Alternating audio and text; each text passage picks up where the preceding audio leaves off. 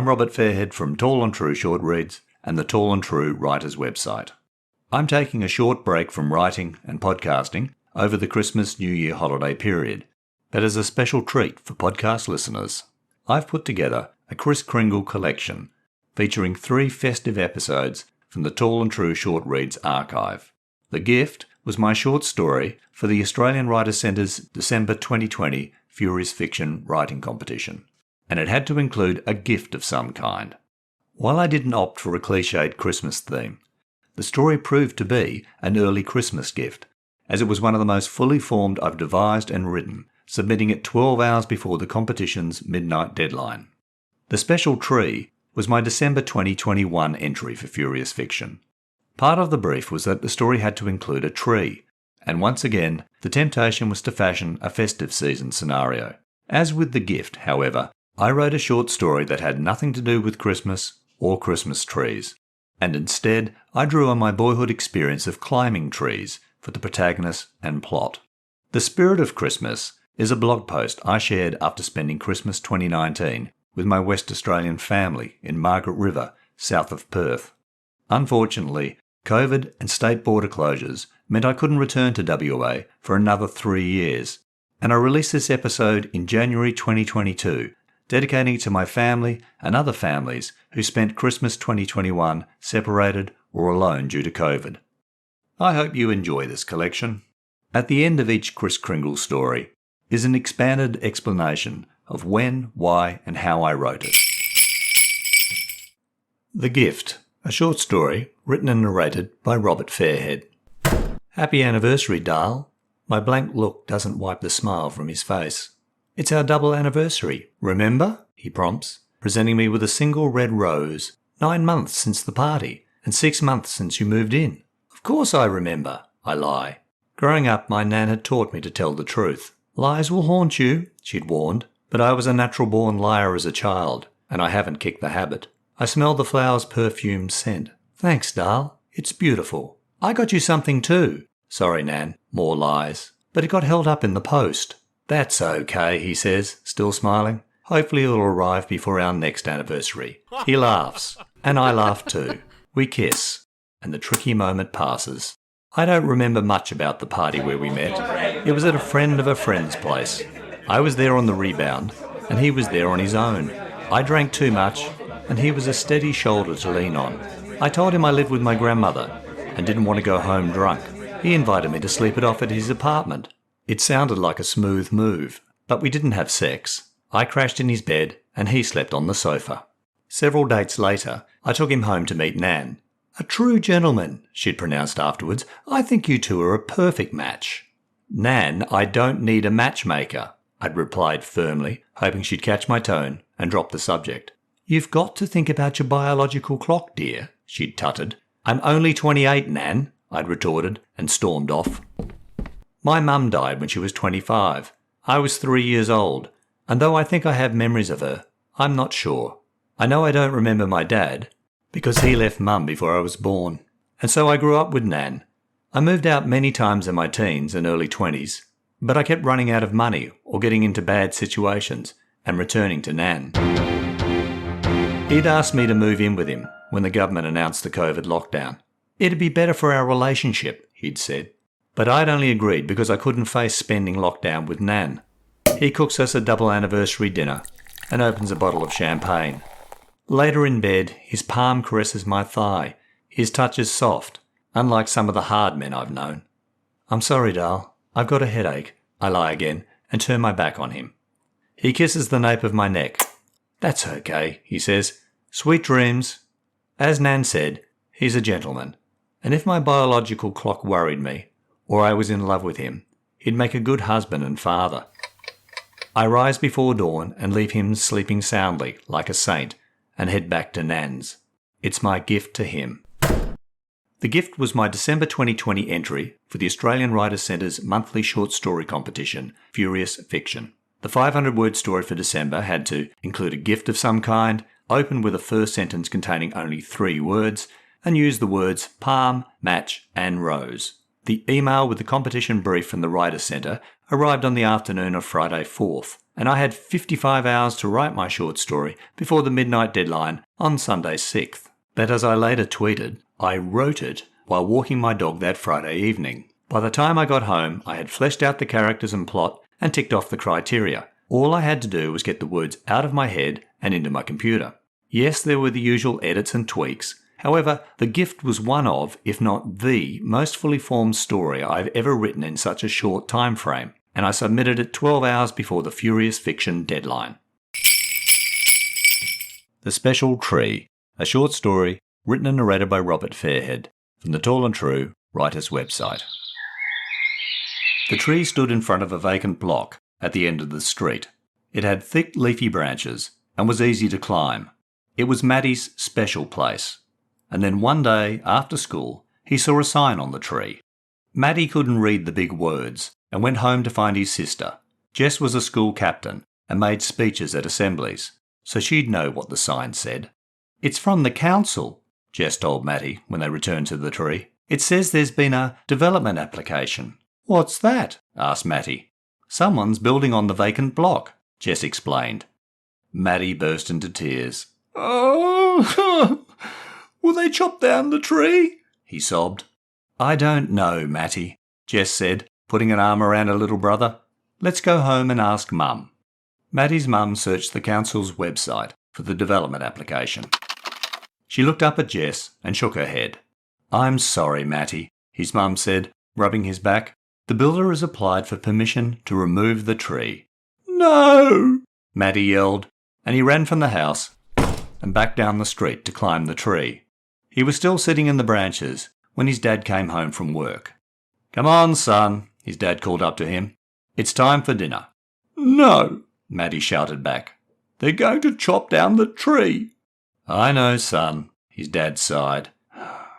"Mum and Jess told me, but it's only an application.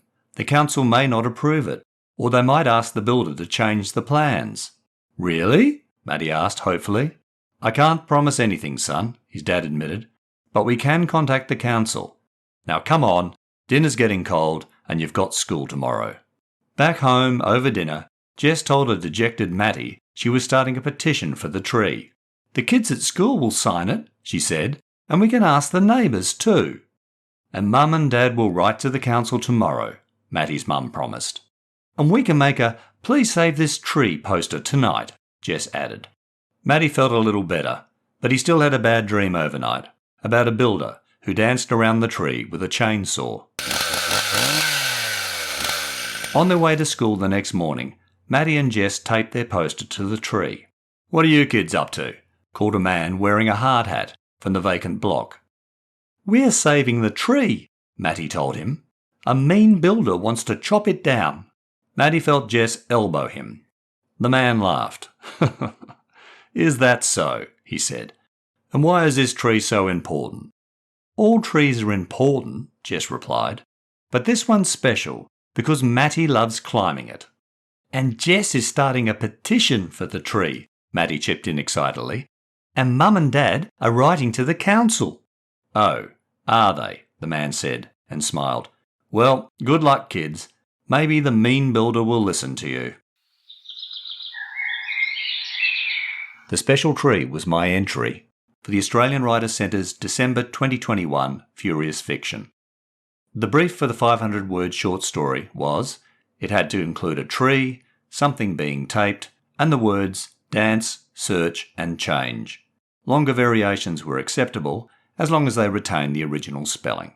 Like December 2020's Furious Fiction brief, where the story had to include a gift of some kind, the temptation was to fashion a festive season scenario. However, as I did with last year's entry, The Gift, I decided to write a short story that had nothing to do with Christmas or Christmas trees. Instead, I drew on my experience as a boy for my protagonist and plot. A tract of undeveloped land surrounded my boyhood home. We called it the bush, and within it stood tall trees that I loved climbing. But one day bulldozers rolled in and cleared the trees, and builders followed. The bush that had seemed so vast to me as a boy became a row of boxy suburban houses.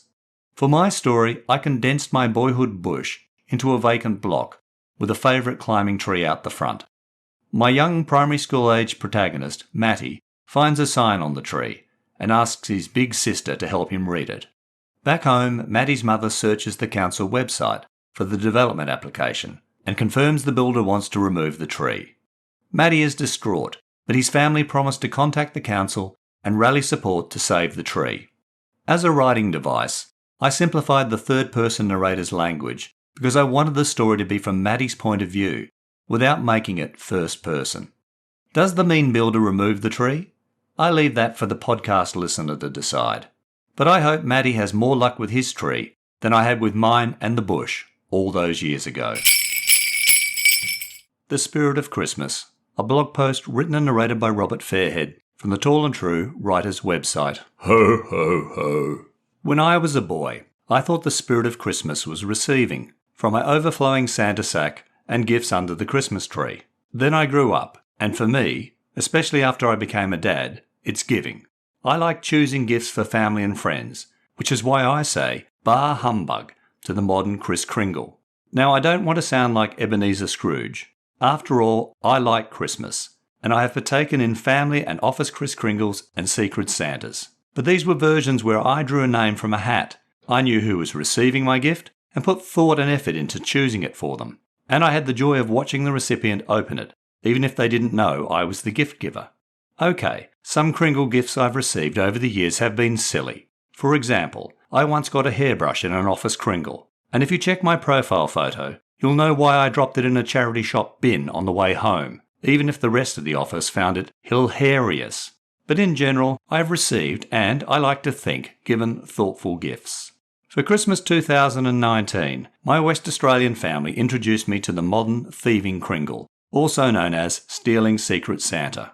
In this version, as with traditional Kringles, we bought gifts to a set value and wrapped them to keep the gift and gift giver secret. We put our names into a Santa hat, and the order they were drawn out determined the sequence in which we'd receive a gift from the pile. And to ensure impartiality, Santa's little helper, my 2.5-year-old niece, selected and handed out the Kringle gifts. And this is where the modern thieving aspect begins. Rather than accept the gift chosen by Santa's helper, recipients can steal a previously opened one. The person who loses their Kringle gift gets another one from the pile, but that too can be thieved by the next recipient in line. By being the first name drawn from the hat, you'll likely end up with a gift nobody wants. In my case, I feared another hairbrush, or, my nightmare, a fondue set. I wasn't impressed with this modern Kringle. The spirit of Christmas is giving and receiving, I argued, not stealing. But the majority of the family, including my teenage son, overruled my objections, though he was less enthusiastic when his name was drawn second on the list. As it transpired, everyone had fun with the Kringle, particularly Santa's happy little helper. I got Jimmy Barnes's working class memoirs, despite a thwarted attempt to steal them, and my son received the promise of a cash exchange from me for his unwanted pair of size XL cycling shorts. Ho, ho, ho. I later learned from other West Australian family and friends that thieving Kris Kringle is not a modern fad. My cousins, who have many kids between them, have been doing it for over 20 years to cap the cost of Christmas. One of my cousins admitted to being a keen stealer and swapper of gifts, and my dear old aunt said she was delighted with her latest Christmas Kringle gift, a fondue set. Call me Ebenezer, but I still say bah humbug. However, respecting the majority, I grudgingly accept nowadays the spirit of Christmas is giving, receiving, and stealing, at least when it comes to Kris Kringles. And when all's said and done, the real spirit of Christmas is not the gifts. It's the time spent with family and friends, though I didn't realise this when I was a boy. But I do now, as a middle-aged dad, watching the years with my boy fly by like Christmases past. Ho, ho, ho. The Spirit of Christmas is a blog post I wrote in December 2019, after spending Christmas with my West Australian family in Margaret River, 3 hours south of Perth. Unfortunately, with 2 years of COVID and state border closures, I haven't been back to Western Australia to see family and friends since 2019. And this year, 2021, due to the Omicron outbreak, we cancelled our family get-together in Sydney and spent Christmas Day in isolation, with family members either ill from COVID or awaiting test results. It wasn't the Christmas we'd planned, but I caught up with family and friends on the phone and via Facebook and text. And there was a pile of thoughtful gifts under our Christmas tree, and, as usual, Way too much to eat and drink. Topped off with an afternoon nap and an adventure movie on the TV in the evening. The spirit of the day may have dimmed, but I still felt it. And there was no silly Kris Kringle or stealing Santa. Bar humbug. Ho, ho, ho. Epilogue. I wrote this blog post and writer's insight as a humorous reflection on modern Kris Kringles and the spirit of Christmas. Listening to it, what doesn't come across is how much I've missed seeing my West Australian family during the past 2 years, and how disappointed I was that the Sydney family get-together was cancelled this year. I dedicate this podcast episode to my family and other families who spent Christmas separated or in isolation due to COVID. I hope you enjoyed the Kris Kringle collection. You can read all my short stories, blog posts and other writing at tallandtrue.com. You can also buy my short story ebooks, Both Sides of the Story, 12 Furious Months and 12 More Furious Months, from the Amazon Kindle and Kobo online bookstores. Links are available in the show notes. The next episode of Tall and True Short Reads will be released shortly. In the meantime, check your feed or the podcast website, tallandtrueshortreads.com, for earlier episodes from seasons 1, 2 and 3. And follow or subscribe to the podcast and rate and review it via your favourite app. Doing so helps me share my stories with other listeners. You can support this podcast financially by making a small one-off or regular donation via the Acast supporter page. You'll find a link in the show notes. And finally, please tell your family and friends about Tall and True Short Reads and the Tall and True Writers website.